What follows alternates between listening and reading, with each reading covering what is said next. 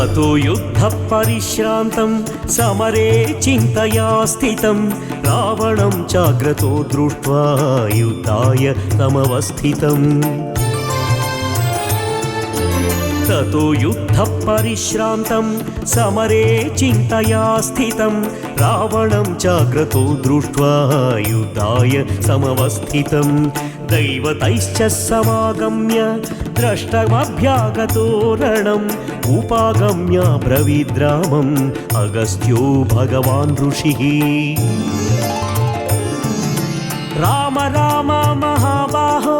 शृणु गुह्यं सनातनं येन सर्वानरीन् वत्सा समरे विजयिष्यसि आदित्यहृदयं पुण्यं सर्वशत्रुविनाशनं जयावहौ जपे नित्यम् अक्षयं परमं शिवम्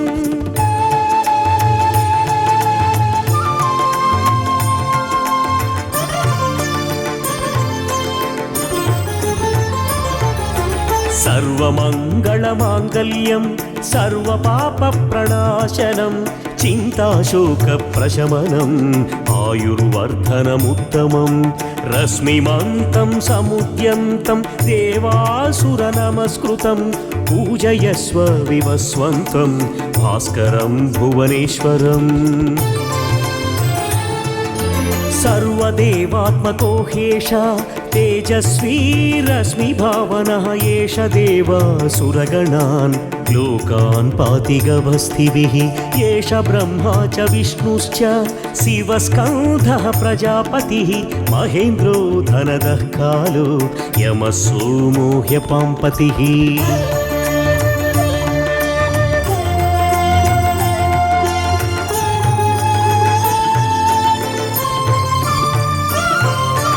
पितरो वसवः साध्या ह्यश्विनौ मरुतो मनुः वायुर्वह्निः प्रजाप्राण ऋतुगर्ता प्रभाकरः आदित्यः सविता सूर्यः खगः पूषा गभस्तिमान् सुवर्णसदृशो भानुर्हिरण्यरेता दिवाकरः हरिदस्वः सहस्रार्ची सप्तसप्तिर्मरीचिमान् तिमिरोन्मथनः शम्भु स्त्वष्टा मार्ताण्ड अंशुमान् हिरण्यगर्भः शिशिर स्तपनो भास्करो रविः अग्निगर्भोदितेः पुत्र शङ्खशिशिरनाशनः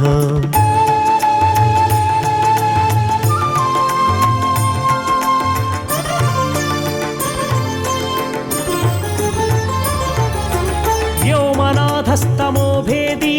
ऋग्यजुर्सामपारगः घनवृष्टिरपां मित्रो विन्ध्यवीधिप्लवङ्गमः आतपी मण्डली मृत्युः पिङ्गळः सर्वतापनः रविर्विश्वो महातेजा रक्तः सर्वभवोद्भवः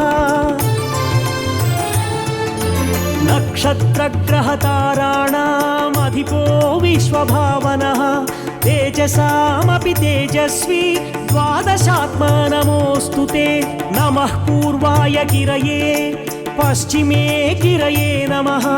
ज्योतिर्गणानां पतये दिनाधिपतये नमः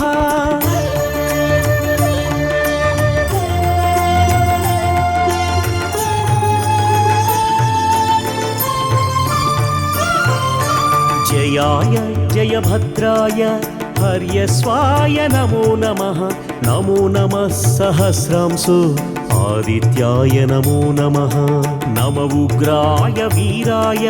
सारंगाय नमो नमः नमः पद्मप्रबोधाय मार्ताण्डाय नमो नमः ब्रह्मेशानाच्युतेशाय सूर्यायादित्यवर्चसे भास्वते सर्वभक्षाय रौद्राय वपुषे नमः तमोघ्नाय हिमघ्नाय शत्रुघ्नाय मितात्मने कृतघ्नघ्नाय देवाय ज्योतिषां पतये नमः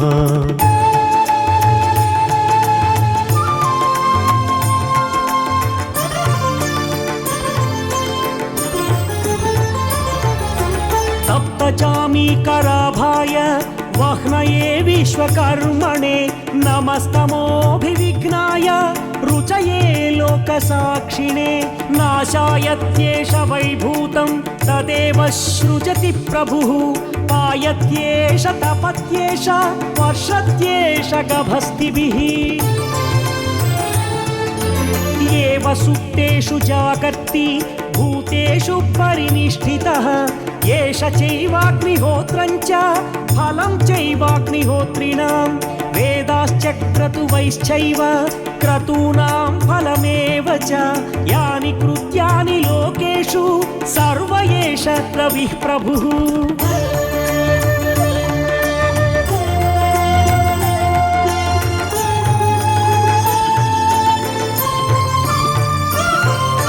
येनमापत्सु कृच्छ्रेषु कान्तारेषु भयेषु च कीर्तयन् पुरुषः कश्चिन्नावसीदति राघवः पूजयस्वैनमेकाग्रो देवदेवं जगत्पतिम् एतत्त्रिगुणितं जप्त्वा युद्धेषु विजयिष्यसि अस्मिन् क्षणे महाबाहो रावणं त्वं वधिष्यसि एवमुक्त्वा तदा गच्छो जगाम च यथागतम् एतच्छ्रुत्वा महातेजा नष्टशोको भवत्तदा धारयामास सुप्रीतो राघवः प्रयतात्मवान्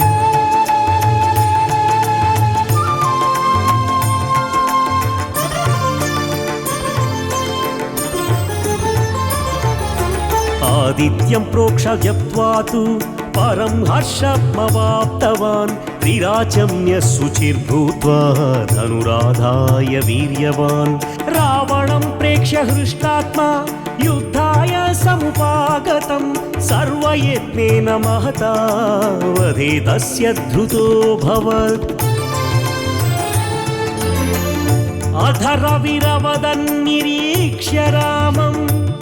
मुदितमनाः परमं प्रहृष्यमाणः निशिचरपति संशयं विदित्वा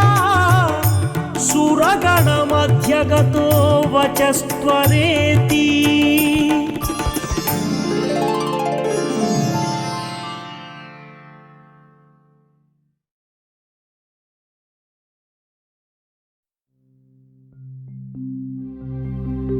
अस्य श्री भगवदादित्यस्तोत्रमहामन्त्रस्य अगस्त्य ऋषिः अनुष्टुप् छन्दः सूर्यनारायणो देवता सूं बीजं यं शक्तिः मम कीलकं मम आदित्यप्रसादसिद्ध्यर्थे जपे विनियोगः आदित्याय अंगुष्ठाभ्यां नमः अरुणाय तर्जनीभ्यां नमः दिवाकराय मध्यमाभ्यां नमः प्रभाकराय अनामिकाभ्यां नमः सहस्रकिरणाय कनिष्ठिकाभ्यां नमः मार्ताण्डाय करतलकरपृष्ठाभ्यां नमः एवं हृदयादिन्यासः भूर्भुवः सुवरोमिति दिग्बन्धः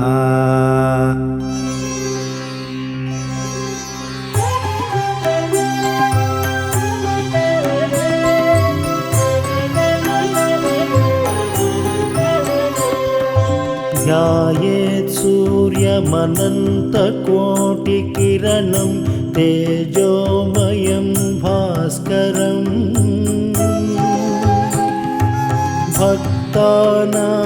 भक्तानामभयप्रदं दिनकरं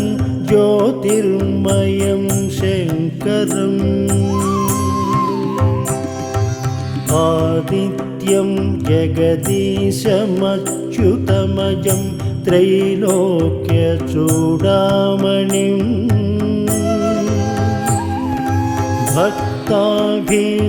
भक्ताभीष्टवरप्रदं दिनमणिं मार्ताण्डमाद्यं शुभम् भक्त भक्ताभीष्टवरप्रदं दिनमणिं मार्ताण्डम् आद्यं शुभम्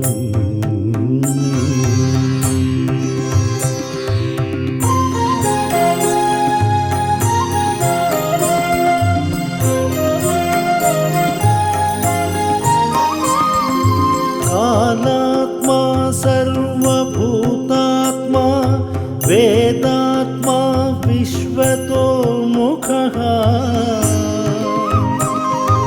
जन्म मृत्यु जरा व्याधि संसार भयनाशनः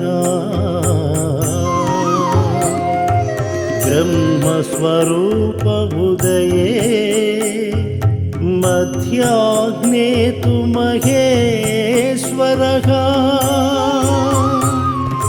हस्तकाले स्वयं विष्णुः त्रयीमूर्तिर्दिवाकरः हस्तकाले स्वयं विष्णुः त्रयीमूर्तिर्दिवाकरः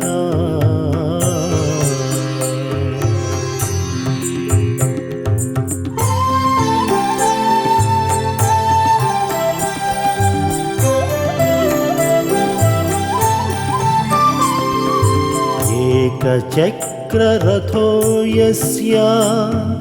दिव्यः कनकभूषितः सोऽयं भवतु नः प्रीतः पद्महस्तो दिवाकरः पद्महस्तः परं ज्योतिः परेशाय नमो नमः अण्डयो निर्महासाक्षी आदित्याय नमो नमः अण्डयो निर्महासाक्षी आदित्याय नमो नमः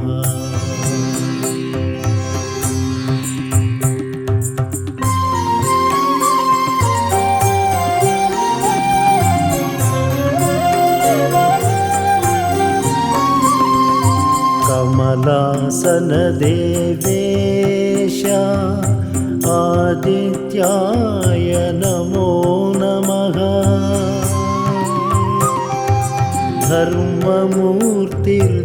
धर्ममूर्तिर्दयामूर्तिः सत्त्वमूर्तिर्नमो नमः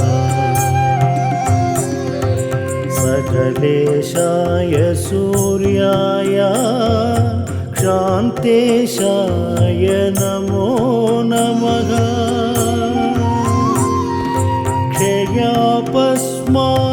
क्षयापस्मारगुल्मादि दुर्दोषव्याधिनाशनम्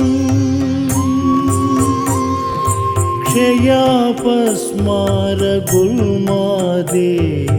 दुर्दोषव्याधिनाशनम्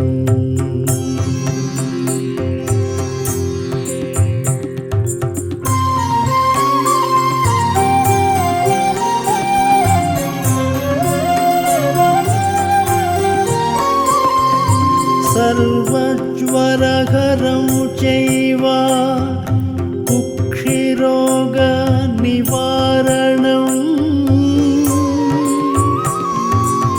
एतत् स्तोत्रं शिवप्रोक्तं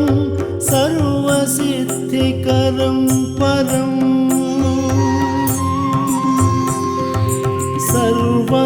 सर्वसम्पत्करं चैव सर्वाभीष्टप्रदायकम्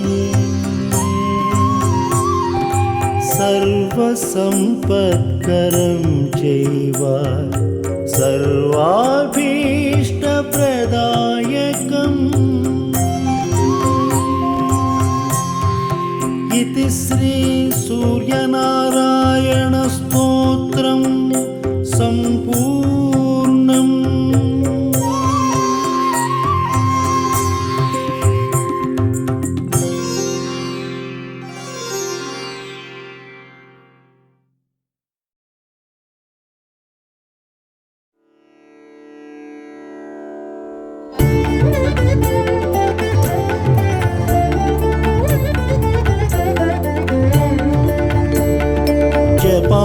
कुसुमा सङ्काशं विभुजं पद्महस्तकं सिन्दूराम्बरमाल्यं च रक्तगन्धानुलेपनं माणिक्यरत्नखचित सर्वाभरणभूषितं सप्तास्वरथा वागन्तु मेरुं चैव प्रदक्षिणं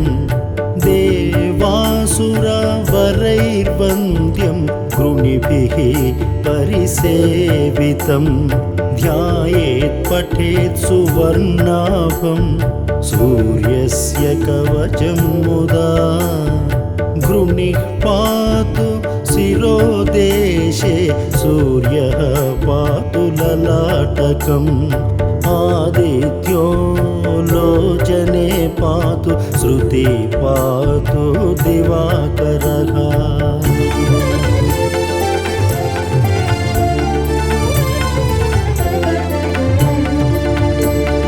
घ्राणं पातु सदा भानुः मुखं पातु सदा रविः जिह्वां पातु जगन्नेत्रः कण्ठं पातु विभावसुः स्कन्धौ ग्रहपतिः पातु भुजौ पातु प्रभाकरः करावभ्यकरः पातु हृदयं पातु भानुमान् मध्यं पातु सुषुप्ताश्वो नाभिं पातु नभोमणिः द्वादशात्मा कटिं पातु सविता पातु शक्तिनी ऊरु पातु सुरश्रेष्ठो जानुनी पातु भास्करः जङ्गे मे पातु मार्ताण्डो गुल्फौ पातु द्विषाम्पतिः पादौ दिनमणिः पातु पातु मित्रोऽखिलं वपुः आदित्यकवचं पुण्यमभेद्यं वज्रसन्निभं सर्वरोगभयादिभ्यो मुच्यते नात्र संशयः संवत्सरमुपासित्वा साम्राज्यपदवीं लभेत् अनेकरत्नसंयुक्तं स्वर्णमाणिक्यभूषणं कल्पवृक्षसमाकीर्णं कदम्बकुसुमप्रियम् अशेषरोगशान्त्यर्थं ध्यायेदादित्यमण्डलम् सिन्दूरवर्णाय सुमण्डलाय सुवर्णरत्नाभरणाय तुभ्यं पद्मादिनेत्रे च सुपङ्कजाय ब्रह्मेन्द्रनारायण शङ्कराय संरक्तचूर्णं ससुवर्णतोयं सकुङ्कुमाभं सकुशं सपुष्पं प्रदत्तमादाय च हेमपात्रे प्रशस्तनादं भगवन् प्रसीद प्रदत्तमादाय च हेमपात्रे प्रशस्तनादं भगवन् प्रसीद इति श्रीपद्मपुराणे आदित्यकवचः सम्पूर्णः।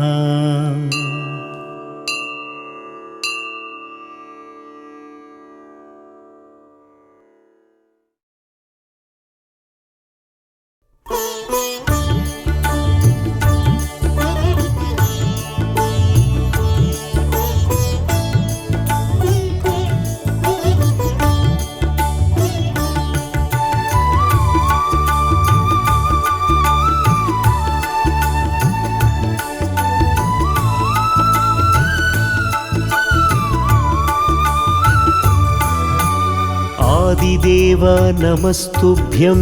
प्रसीद मम भास्कर दिवाकर नमस्तुभ्यं प्रभाकर नमोऽस्तु ते सप्ताश्वरथमारूढं प्रचण्डं कश्यपात्मजं श्वेतपद्मधरं देवं तं सूर्यं प्रणमाम्यहं लोहितं रथमारूढं सर्वलोकपितामहं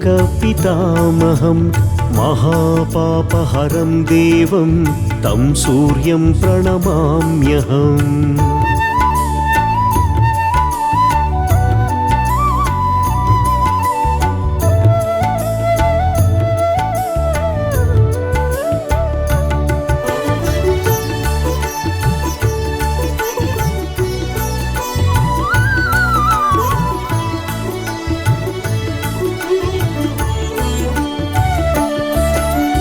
त्रैगुण्यं च महाशूरं ब्रह्मविष्णु महेश्वरं महापापहरं देवं तं सूर्यं प्रणमाम्यहं बृंहितं तेजसां पुञ्जं वायुराकाशमेव च प्रभुस्त्वं सर्वलोकानां तं सूर्यं प्रणमाम्यहं बन्धूकपुष्पसङ्काशं हारकुण्डलभूषितम् एकचक्रधरं देवं तं सूर्यं प्रणमाम्यहम्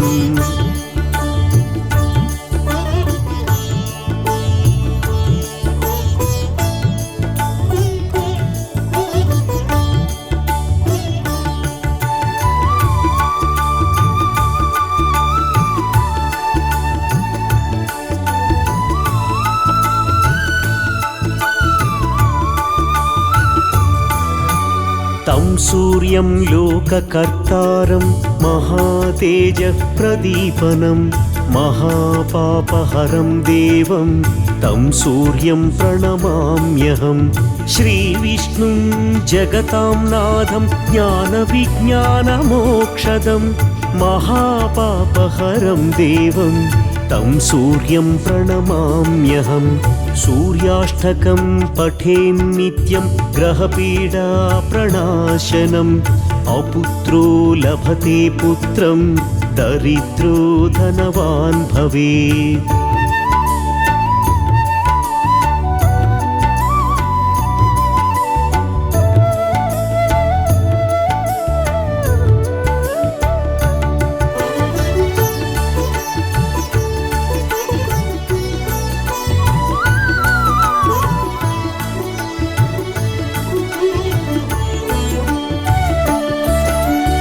अमिषं मधुपानं च यः करोति रवेर्दिने सप्तजन्म भवेद्रोगी जन्म जन्म दरिद्रता स्त्रीतैलमधुमांसानि ये त्यजन्ति रवेर्दिने न व्याधिशोकदारिद्र्यं सूर्यलोकं च गच्छति स्त्रीतैलमधुमांसानि ये त्यजन्ति रवेर्दिने न व्याधिशोकदारिद्र्यं सूर्यलोकं च गच्छति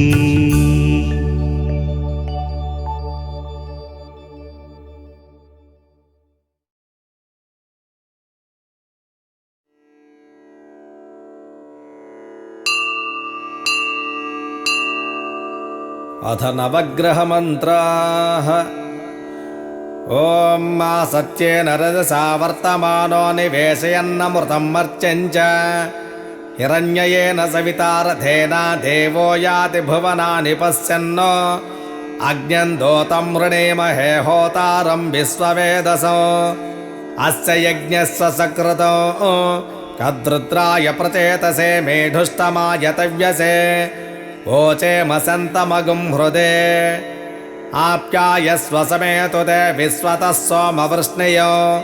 भवावाजस्य सङ्गथे अप्सु मे सोमो अब्रवीदन्तर्विश्वानि भेषज अग्निञ्च विश्वशम्भुवमापश्च विश्वभेषजेः गौरीमिमाय सलिलानि तक्षच्चेकपदे विपदेशा चतुष्पदे अष्टापदे नवपदे बभुवुषे सहस्र अक्षर परमे व्योवन् अग्निर्मूर्धा दिवः ककुत्पति पृथिव्या अयम् अपागुं रेतागुंसि जिन्वते शोना पृथिवी भवानुक्षरा निवेशिने यच्छानः सर्म सप्रथाः क्षेत्रस्य पतिना वयगुं हितेनेव जयामसे गामस्वं पोषयित्र वासनो मृडा तेदृशे उद्भुज्य स्वाग्ने प्रजागुष्ये मिष्टा पूर्ते सगं त्रिदेधामयञ्च पुनः कृण्वग्स्त्वा पितरं विवानमन्वातागुं सेत्वैतन्तुमेतौ इदं विष्णुर्विक्रमे त्रेधा नितते पदौ समूढमस्य पागुं सुरे सहस्रशीरुषा पुरुषः सहस्राक्षः सहस्रपात् स भूमिं विश्वतो वृत्वा अत्यधिष्ठद्दशाङ्गुलो बृहस्पते अतियदर्हो अर्ह आद्युमद्विभाति कृतमज्जनेषु यद्येद यच्छव सत्तप्रजात तदस्मासु द्रविणं देहि चित्रो इन्द्रमरुत्वह्य पाहि सोमं यथा स्यार्याते अपि वस्सु तस्य तव प्रणीति तव सोरसर्मन्ना विभासन्ति कवयस्सु यज्ञाः ब्रह्मजज्ञानं प्रथमं पुरस्ताद्विसेमतः सुरुचो वेन आवह स बुध्न्यावुपमा अस्य विष्टा सदश्च योनिमसदस्य विवः शुक्रन्ते अन्यज्जदन्ते अन्यद्विषुरूपयहने जौरिवासे विश्वाहि मायावसि स्वधावो भद्राते पोषन्निहरातिरस्तु इन्द्राणीमासु नारिषु सुपत्ने महमस्त्रवो न ह्यस्यापरञ्जन जरसामरते पतिः इन्द्रं वो विस्पतस्परिहवामहे जनेभ्यः अस्माकमस्तु केवलः ॐ शमग्निरग्निभिस्करश्चन्नस्तपतु सूर्यः शम्बातो वात्परपा अपस्त्रिधः यमाय सोमगुं सुनुत यमाय जुहुता अविः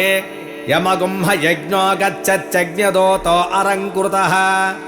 प्रजापतेन त्वदेतान्यन्यो विश्वा जातानि परिता बभूव यत्कामास्ते जुहमस्तन्नो अस्तु वयगुस्याम पतयोरयेणाम् कयानश्चित्र आभुवदोते सदा वृधः सका कया षष्ठया वृता आयङ्गौ पुष्यरक्कमे दशनं मातरं पुनः पितरं च पयं सुवः नमो अस्तु सर्पेभ्यो ये के च पृथिवीमनो ये अन्तरिक्षे ये दिवि तेभ्यः सर्पेभ्यो नमः केतुं कृण्वन्न केतवे पेशो मर्या अपेशसे शंषद्विर्दायथाः ब्रह्मा देवानां पदवी कवीनां ऋषिर्विप्राणां महिषो मृगाणां सेनो गृद्रा नागुस्वतिर्वना नागुस्सोमः पवित्र मत्येतिरेभन्नो सचित्रचित्रं चितयन्तमस्मै चित्रक्षत्रचित्रतमं वयोधां चन्द्रं रयिं पुरवीरं बृहन्तौ चन्द्रश्चन्द्राभिगृणीते यवस्व आदित्याय च सोमाय मङ्गलाय बुधाय च गुरुशुक्रशनिभ्यश्च राहवे केतवे नमः ॐ शान्तिः शान्तिः शान्तिः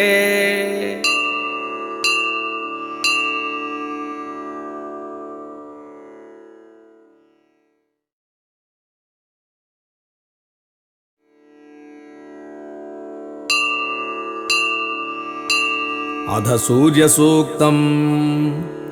ॐ नमो मित्रस्य वरुणश्च चक्षुषे महोदेवाय सद्भृतं सपर्यता दूरे दृशे देवजायत केतवे दिवस्पुत्राय सूर्याय संस्यत सा मा सत्योक्तिः परिपातु विश्वतो द्यावा च यत्र ततननानि च विश्वमन्ययन विशते यदे जति विश्वामापो विश्वाहोदेति सूर्यः निते अदेवः प्रदिवो निवासते यदेतसोभिः परितैरधर्यसि प्राचीन्यमन्यदनुवर्तते रज उदन्येन ज्योतिषा यासि सूर्या येन सूर्या ज्योतिषा बाधसे तमो गच्छ विश्वमुदीय श्रीभानुना तेनास्मदिस्वा मुनिरामनाहुति मपामेवामपादुष्वप्नसुवा विश्वस्य हि प्रेषितो रक्षसि व्रतमहेलयन्नुच्छरसि स्वधा अनु यदद्यत्वा सूर्पा ब्रवामहे तं नो देवा अनुमंसैरतक्रतुं तन्नो द्यावा पृथिवी तन्न आपः इन्द्रः शृण्वन्तु मरुतोऽहं वचः मासूने भाम सूर्यस्य संदृशि भद्रं जीवन्तो जरणामसीमहि विश्वाहा त्वा सुमनसः सुचक्षुषः प्रजावन्तो अनमेव अनागसः उद्यन्तं त्वा मित्रमहो दिवे दिवे जोग्जीवाः प्रतिपश्येम सूर्य महिर्ज्योतिर्बिभ्रतं त्वा विचक्षणभास्वन्तं चक्षुषे चक्षुषे मयः आरोहन्तं बृहतः पाजसस्परि वयं जीवाः प्रतिपश्येम सूर्य यस्य ते विश्वा भुवनानि केतुवा प्रचेरते निच विशन्ते अक्तुभिः अनगास्त्वेन हरिकेश सूर्याह्नाह्नानो नस्य सावस्य सोदिः स्यन्नो भवचक्षुषा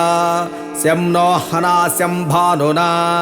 स्यं हिमास्यं धृषेण यथा समसद्वश्चन्दुषे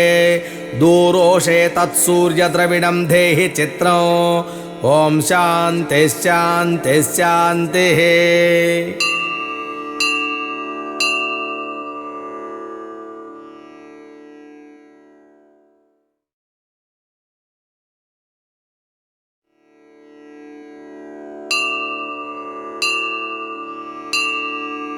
ॐ गणान्त्वा गणपतिगुं हवामहे कविं कवीनामुपमस्रवस्तमो ज्येष्ठराजं ब्रह्मणां ब्रह्मणस्पत आनशृण्वन्नोतिभिः सेदसादनो श्रीमहागणाधिपतये नमः। अथ सूर्योपनिषत्। ॐ भद्रं कर्णेभिः शृणुयाम देवाः भद्रं पश्येमाक्षभिर्यजत्राः स्थिरैरङ्गैस्तुवागंसस्तनूभिः व्यसेम देवहितं यदायुः स्वस्ति न इन्द्रो वृत्रस्रवाः स्वस्ति नः पूषा विश्ववेदाः स्वस्ति नस्तार्क्ष्यो अरिष्टनेमिः स्वस्ति नो बृहस्पतिर्ददातु। ॐ शान्तिः शान्तिः शान्तिः। ॐ अध सूर्य अधर्वाङ्गिरसं व्याख्यास्यामः। ब्रह्मा ऋषिः गायत्रे छन्दः आदित्यो देवता हंसः सोऽहमग्निनारायणयुक्तं बीजं रुल्लेखा शक्तिः वियदाति सर्गसंयुक्तं कीलकं चतुर्विधपुरुषार्थसिद्ध्यर्थे विनियोगः षट्स्वरारूढेन बीजेन षडङ्गरक्ताम्बुजसंस्थितौ सप्तास्वरधिनं हिरण्यवर्णां चतुर्भुजौ पद्मद्वयाभयवरदहस्तं कालचक्रं प्रणेतारौ श्रीसूर्यनारायणय एवं वेद स वै ब्राह्मणः। ॐ भूर्भुवः स्वः तत्सवितुर्वरेण्यं भर्गो देवस्य धीमहि धियो यो नः प्रचोदयात्। सूर्य आत्मा जगतस्तष्टुषश्च सूर्याद्वये खल्विमानि भूतानि जायन्ते सूर्याद्यज्ञः पर्जन्यो नामात्मा। नमस्ते आदित्य त्वमेव प्रत्यक्षं कर्म कर्तासि त्वमेव प्रत्यक्षं ब्रह्मासि त्वमेवं प्रत्यक्षं विष्णुरसि त्वमेवं प्रत्यक्षं रुद्रोऽसि त्वमेव प्रत्यक्षं मृगसि त्वमेव प्रत्यक्षं यजुरसि त्वमेव प्रत्यक्षं सामासि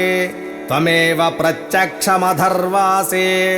त्वमेव सर्वं छन्दोसि। आदित्याद्वायुर्जायते आदित्या भूमिर्जायते आदित्यादापो जायन्ते आदित्या ज्योतिर्जायते आदित्यात्व्योमदिशो जायन्ते आदित्याद्देवा जायन्ते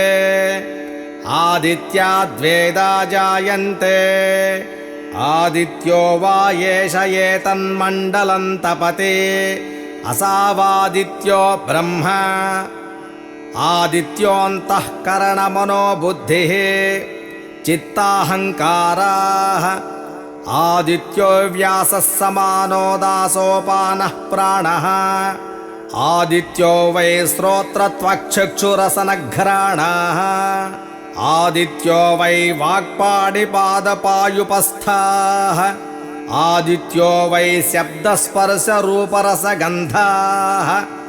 आदित्यो वै वचनादानागमनविसर्गानन्दाः आनन्दमयो विज्ञानघन आदित्यः नमो मित्राय भानवे मृत्योर्मा पाहि भ्राजिष्णवे विश्वहेतवे नमः सूर्याद्भवन्ति भूतानि सूर्येण पालितानि तो सूर्ये लयं प्राप्नुवन्ति यः सूर्यः सोऽहमेव च चक्षुर्नो देवः सविता चक्षुर्नवुत पर्वतः चक्षुर्धाता दधातुनः आदित्याय विद्महे सहस्रकिरणाय धीमहि तन्नः सूर्यः प्रचोदयात् सविता पश्चाता सविता पुरस्ता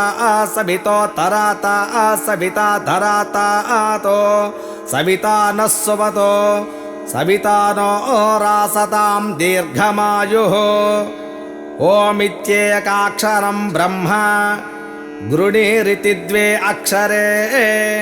सूर्य इत्यक्षरद्वयम् आदित्य इति त्रीण्यक्षराणि एतस्यैव सूर्यास्याष्टाक्षरो मनुः यः सदा हरिहरर्जपति स वै ब्राह्मणो भवति स वै ब्राह्मणो भवति सूर्याभिमुखो जप्त्वा महाव्याधिभयात् प्रमुच्यते अलक्ष्मीर्नश्यति अभक्ष्यभक्षणात् पूतो भवति अगम्यगमनात् पूतो भवति पतितसम्भाषणात् पूतो भवति असत्सम्भाषणात् पूतो भवति मध्याह्ने सूर्याभिमुखः पठेत् सज्जोत्पन्नपञ्चमहामातकात् प्रमुच्यते सैषा सावित्रीं विद्यां न किञ्चिदपि न कस्मैचित् प्रशंसयेत् एतां महाभागः प्रातः पठति स भाग्यवान् जायते पशून्विन्दति वेदार्थं लभते त्रिकालमेतद्यप्त्वा क्रतुशतफलमाप्नोति अस्तादित्ये जपति स महामृत्युं तरति स महामृत्युं तरति य एवं वेद इत्युपनिषत् ॐ शान्तिः शान्तिः शान्तिः।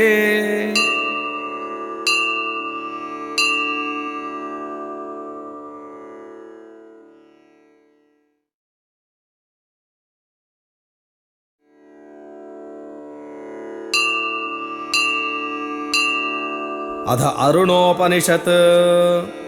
इमानुकं भुवनाशेषधेय इन्द्रश्च विश्वे च देवाः यज्ञं च नस्त्वं च प्रजां च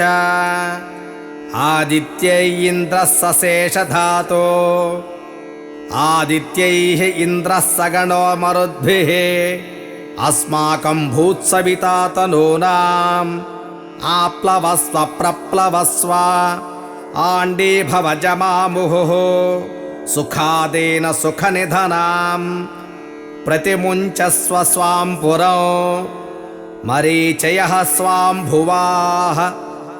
ये शरीराण्यकल्पयन् ते देहं कल्पयन्तो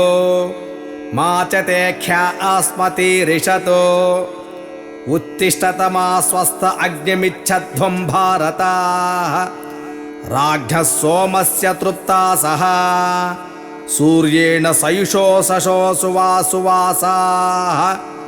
अष्टाचक्रानवद्वारा देवानां पुरयोज्य तस्यां हिरण्मयः कोशः स्वर्गलोको ज्योतिषावृतः यो वैतां ब्रह्मणो वेद अमृतेनामृतां पुरीं तस्मै ब्रह्म च ब्रह्मा च आयुक्कीर्तिं प्रजां दधुः बिभ्राजमानां हरिणीं यशेषा परिवृतां पुरं हिरण्मयीं ब्रह्म विवेशा पराजिता पराङ्गेत्यद्यामयी पराङ्गेत्यनाशके इह चामुत्र चान्वेति विद्वान् देवासुरानुभयान् यत्कुमारी मन्द्रयते यज्जोषिद्यत्पतिव्रता अरिष्टं यत्किञ्चत् क्रियते अग्निस्तदनुवेधते अश्रुतासश्रुतासश्च यज्वानो येष्वयज्विनः स्वर्यन्तो नाप्येक्षन्ते इन्द्रमग्निञ्च ये विदुः सिकता इव संयते रश्मिभिः समुदितारः अस्मालोकाद्मुष्माश्च ऋषिभिरदातु पृश्निभिः ॐ शान्तिः शान्तिः शान्तिः।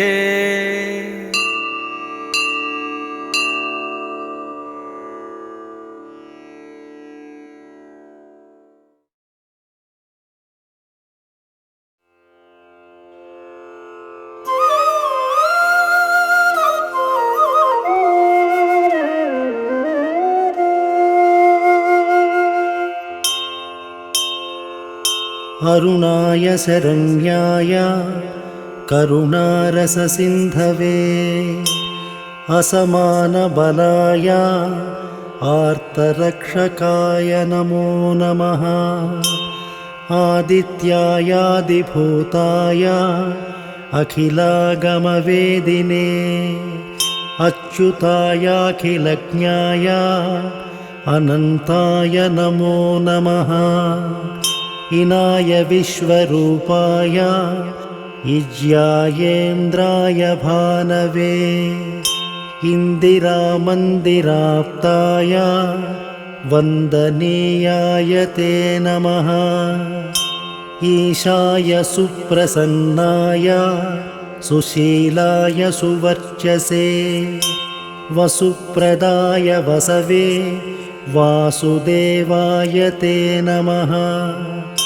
उज्ज्वलायोग्ररूपाय ऊर्ध्वगाय विवस्वते उद्यत्किरणजालाय हृषीकेशाय ते नमः। ऊर्जस्वलाय वीराय निर्जराय जयाय च ऊरुद्वया भावरूप युक्तसारथये नमः। ऋषिवन्द्याय रुक्खन्त्रे वृक्षचक्रचराय च ऋजुस्वभावचित्ताय नित्यस्तुत्याय ते नमः। रूकारमातृकावर्णरूपायोज्ज्वलतेजसे वृक्षाधिनाथमित्राय पुष्कराक्षाय ते नमः। लुप्तदन्ताय शान्ताय कान्तिदाय घनाय च कनत्कनकभूषाय खद्योताय नमो नमः। लोनिताखिलदैत्याय सत्यानन्दस्वरूपिणे अपवर्गप्रदाय आर्तशरण्याय नमो नमः। एकाकिने भगवते सृष्टिस्थित्यन्तकारिणे गुणात्मने घृणिभृते बृहते ब्रह्मणे नमः। ऐश्वर्यदाय शर्वाय हरिदस्वाय शौरये दशदिक्सम्प्रकाशाय भक्तवस्याय ते नमः। ओजस्कराय जयिने जगदानन्दहेतवे जन्ममृत्युजराव्याधिवर्जिताय नमो नमः उच्चस्थानसमारूढरथस्थाये सुरारये कमनीयकरायाब्जवल्लभाय नमो नमः अन्तर्बहिः प्रकाशाय अचिन्त्यायात्मरूपिणे अच्युतायामरेशाय परस्मै ज्योतिषे नमः अहस्कराय रवये हरये परमात्मने तरुणाय वरेण्याय ग्रहाणां पतये नमः भास्करायादिमध्यान्तरहिताय च सौख्यप्रदाय सकलजगतां पतये नमः नमः सूर्याय कवये नमो नारायणाय च नमो नमः परेशाय तेजोरूपाय ते नमः ॐ श्रीं हिरण्यगर्भाय ॐ ह्रीं सम्पत्कराय च ॐ ऐं इष्टार्थदाय अनुप्रसन्नाय नमो नमः श्रीमते श्रेयसे भक्तकोटिसौख्यप्रदायिने निखिलागमवेद्याय नित्यानन्दाय ते नमः ॐ छाया उषादेवी समेत श्रीसूर्यनारायणे नमः यो मानवः सन्ततमर्कमर्चयन् पठेत् प्रभाते विमलेन चेतसा इमानि नामानि च तस्य पुण्यमायुर्धनं धान्यमुपैति नित्यम् इमं स्तवं देववरस्य कीर्तये शृणोति योऽयं सुमनाः समाहितः समुच्यते शोकदावाग्निसागराल्लभे तत्सर्वान् मनसो यथेप्सितान् इति श्रीमदथर्वणरहस्ये सूर्याष्टोत्तरशतनामस्तोत्रं सम्पूर्णम्।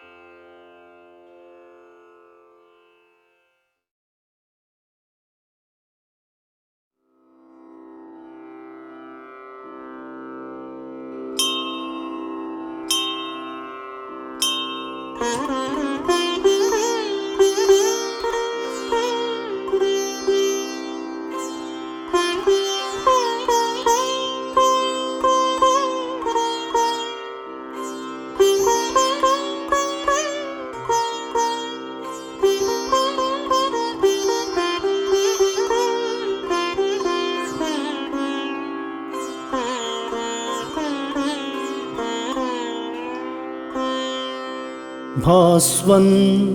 काश्यपगोत्रजोरुणरुचिर्यः सिंहपोर्कः समित्पट्रिस्थो दशशोभनो गुरुशशीभौमः सुमित्रा सदा शुक्रो मन्दरिपुः